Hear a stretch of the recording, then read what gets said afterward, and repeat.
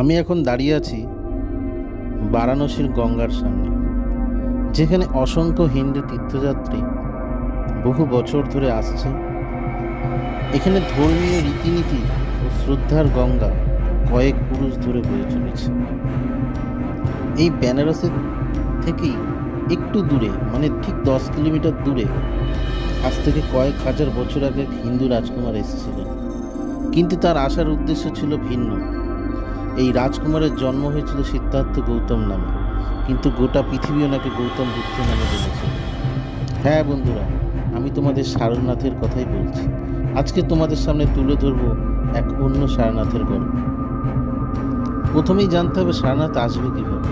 বেনারস থেকে সকালের দিকে এক্সপ্রেস, লোকাল এবং মেমু প্রচুর ট্রেন আছে, যেগুলি তোমাদেরকে খুব অল্প পয়সায় 30 টাকা, কোনোটা 15 টাকা, কোনোটা 5 টাকা ট্রেনের ভাড়াতেই তোমরা অতি সহজে পৌঁছে যেতে পারবে সারনাথে।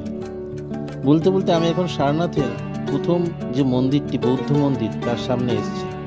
তোমরা দেখতেই পাচ্ছ মন্দিরটি কত সুন্দর করে সাজানো, এবং মন্দিরটি দেখতেও খুব সুন্দর, এবং চারিদিকে প্রচুর গাছপালায় ভর্তি। সারনাথ স্টেশন থেকে এই মন্দিরের দূরত্ব হাঁটা পথে 10 থেকে 15 মিনিটের মতো পড়ে। আর ট্রেনগুলি তোমরা তোমাদের হোয়ার ইজ মাই ট্রেন যে অ্যাপস আছে, সেই অ্যাপসের মাধ্যমেই বারাণস থেকে সারনাথের সিলেক্ট করলেই তোমরা ট্রেনগুলির নাম এবং টাইম টেবিল এবং ভাড়া জানতে পেরে যাবে। তো চলো বন্ধুরা, এবার মন্দিরটা ঘুরে দেখি।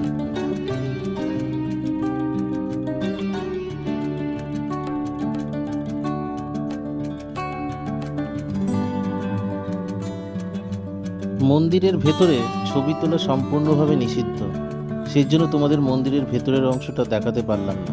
মন্দিরের ভেতরে দেওয়ালের গায়ে জাপানি রং দিয়ে বিভিন্ন সুন্দর নকশা করা এবং বিভিন্ন ছবি এঁকে বুদ্ধের জীবনী তুলে ধরা হয়েছে। এছাড়াও গৌতম বুদ্ধের সুন্দর একটি মূর্তি আছে। এই মন্দিরটি ঠিক পেছনেই আছে একটি হরিণদের চারণভূমি, যেখানে প্রচুর সংখ্যক হরিণ আছে। তোমরা চাইলে সেই চারণভূমিতে হরিণদেরকে দেখতেও পারো। বন্ধুরা, এই সেই রাস্তাটা যেটা সারনাথ স্টেশন থেকে সোজা এই মন্দিরের দিকে এসছে। এইটাই হচ্ছে মন্দিরের ঢোকার পথ, এবং এই মন্দিরটি সকাল 8টা থেকে বিকেল 5টা অবধি খোলা থাকে।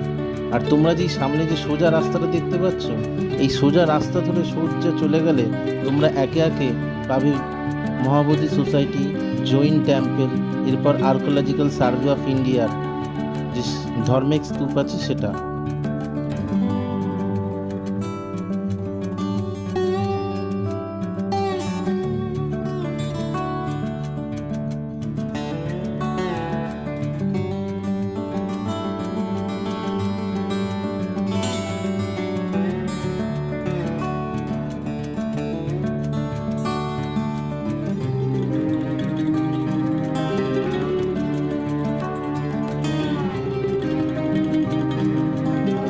বলতে বলতে আমি এগিয়ে চলে এলাম আরও একটি গৌতম বুদ্ধের মন্দিরের সামনে। তোমরা দেখতেই পাচ্ছ মন্দিরটি কত সুন্দর করে সাজানো, এবং মন্দিরের ভেতরে রয়েছে গৌতম বুদ্ধের দুটি মূর্তি। আমরা সেটাও দেখব। তবে একটা জিনিস তোমরা লক্ষ্য করে দেখো, মন্দিরের চারিদিকটা এত গাছপালায় ভর্তি এবং কতটা শান্ত নিরিবিলি, যেটা মনকে খুব আনন্দ দিচ্ছে। চলো এবার মন্দিরের ভেতরে ঢোকা যায়।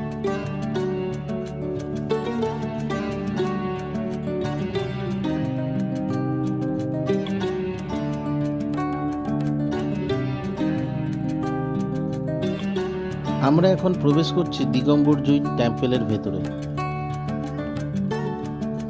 এই দিগম্বরজয়ী টেম্পলের ভেতরে রয়েছে একটা বিশাল বড় বট গাছ। দেখেই মনে হচ্ছে বট গাছটা অতি প্রাচীন, এবং এই বট গাছটার পেছনেই রয়েছে জৈন মন্দিরটি। এই মন্দিরের ভেতরে ক্যামেরা, ফোন সম্পূর্ণভাবে নিষিদ্ধ, তাই তোমাদের মন্দিরের ভেতরের অংশটি এখানেও দেখাতে পারলাম না। সামনে যে সুন্দর সাজানো বাগান দেখতে পাচ্ছ, আজ থেকে কয়েক হাজার বছর আগে এই গোটা অঞ্চলটা জঙ্গলে পূর্ণ ছিল। এইখানেই গৌতম বুদ্ধ জ্ঞান লাভের পর বারাণসীর এই জঙ্গলে আসেন। এখানে তিনি তার 5 শিষ্যকে প্রথম উপদেশ দেন। এই বিষয়টাকে বলা হয় ধর্মচক্র প্রবর্তন সূত্র। এর অর্থ ধর্মচক্রের গতির উপর নিজের নিয়ন্ত্রণ। আর এটাই ছিল মানুষের ও নিজের কষ্টের থেকে মুক্তি লাভের পথ। আর এই সারনাথ হলো বৌদ্ধ ধর্মের 4টি পবিত্র স্থানের মধ্যে একটি।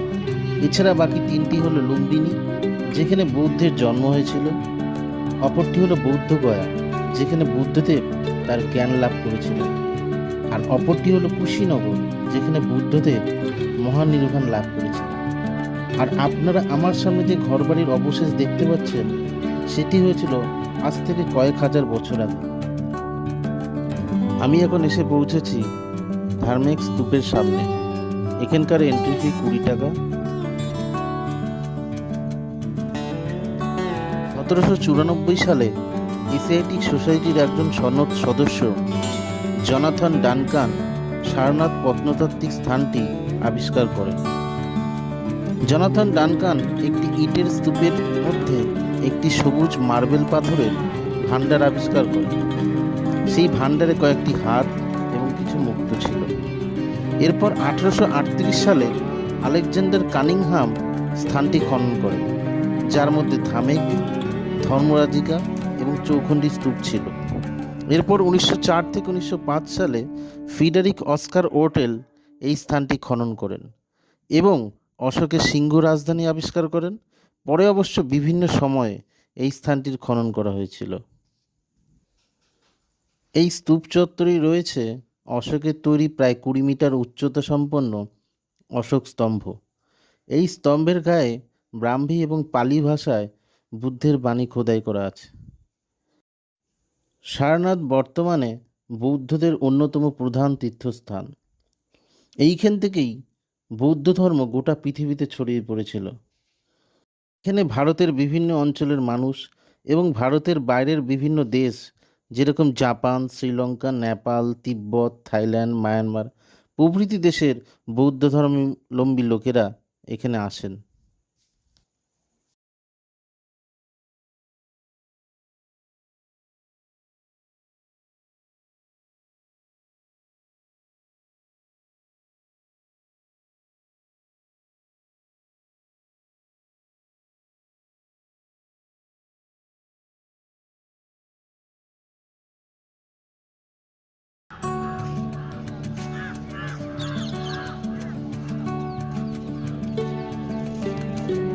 আমি এখন ধীরে ধীরে এগোচ্ছি ধামেক স্তূপের সামনে, যেটি হলো সারনাথের অন্যতম মূল আকর্ষণ, যাকে ধর্মচক্রও বলা হয়।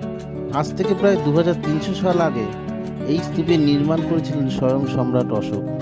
এর 800 বছর পর এটিকে পুনরায় তৈরি করা হয়। অনেকে মনে করেন যে এই স্থান থেকেই মহাত্মা বুদ্ধ তার প্রথম উপদেশ দেন। স্তূপের উচ্চতা 43 মিটার। এই স্তূপের গায়ে সুন্দর সুন্দর নকশা করা ছিল, যা কালের নিয়মে অনেকটাই নষ্ট হয়েছে। এর ভেতরে কি আছে সঠিক করে কেউ বলতে পারে না।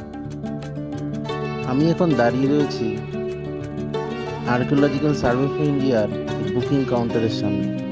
এইখান থেকেই আপনারা জাদুঘর যাওয়ার জন্য 5 টাকার টিকিট কেটে নিতে পারেন এবং এখান থেকে মাত্র কয়েক পা হাঁটা দূরত্বে অনায়াসেই সারনাথের মিউজিয়ামে প্রবেশ করা যায়।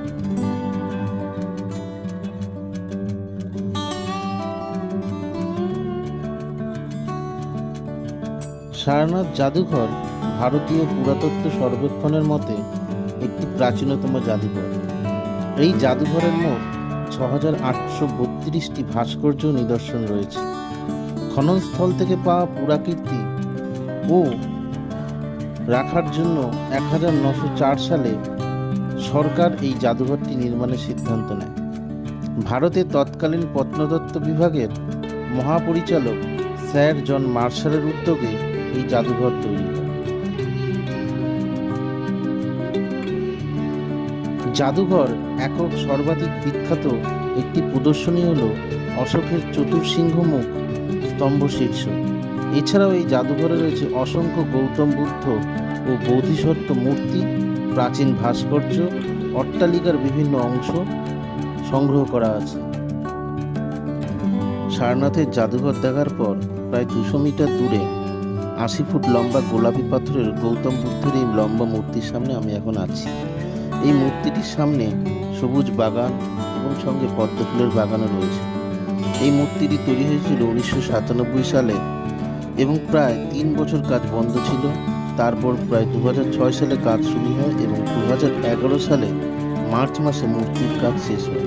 এই প্রকল্পের জন্য বৌদ্ধ ভক্ত এবং বিশ্বব্যাপী অন্যান্য দাতারা মোট 2,50,000 পাউন্ড খরচা করে।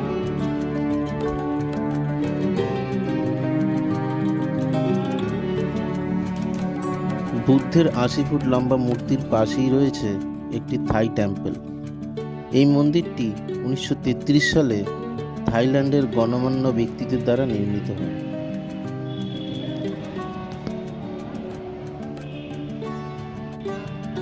থাই টেম্পল দেখার পর সেখান থেকে কিছুটা দূরে হেঁটে অত্যন্ত সুন্দর একটি চৌখণ্ডী স্তূপের সামনে আমি এখন আছি। এখানে প্রবেশের মূল্য 20 টাকা। চৌখণ্ডী স্তূপটি হলো সারনাথের একটি বৌদ্ধ স্তূপ। চৌখণ্ডী স্তূপটি গৌতম বুদ্ধের বুদ্ধগয়া থেকে সারনাথ পর্যন্ত ভ্রমণের সময় বুদ্ধ ও তার প্রথম শিষ্যদের সামনে মিলিত হওয়ার স্থানটিকে চিহ্নিত করার জন্য 4th থেকে 6ষ্ঠ শতাব্দীর মধ্যে গুপ্ত যুগে একটি সোপানযুক্ত মন্দির হিসাবে তৈরি করা হয়েছিল। মনে করা হয় পরবর্তীতে রাজা টোঙরমালের পুত্র গোবর্ধন শক্তিশালী মুঘল শাসক হুমায়ুনের সফরকে স্মরণীয় করে রাখতে অষ্টভুজাকৃতি স্তম্ভ নির্মাণ করেন। স্তূপটি বর্তমান আকার পরিবর্তন করেন।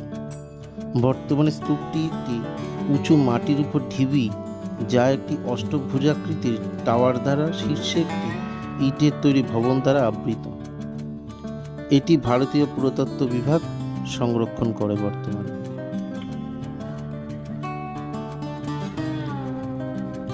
এই ছিল আমার সারনাথের গল্প। আমি বুঝতে পারছি সারনাথের এই ভিডিওটা যথেষ্টই বড় হয়ে গেছে। তা সত্ত্বেও আপনাদের এই মহামূল্যবান সময় দিয়ে এই ভিডিওটি দেখার জন্য আপনাদের সকলকে ধন্যবাদ। এরপরের অন্য একটি ভিডিওতে আমরা দেখব সারনাথ থেকে কিভাবে আমরা অতি অল্প খরচে সর্বদাই মন্দির যেতে পারি।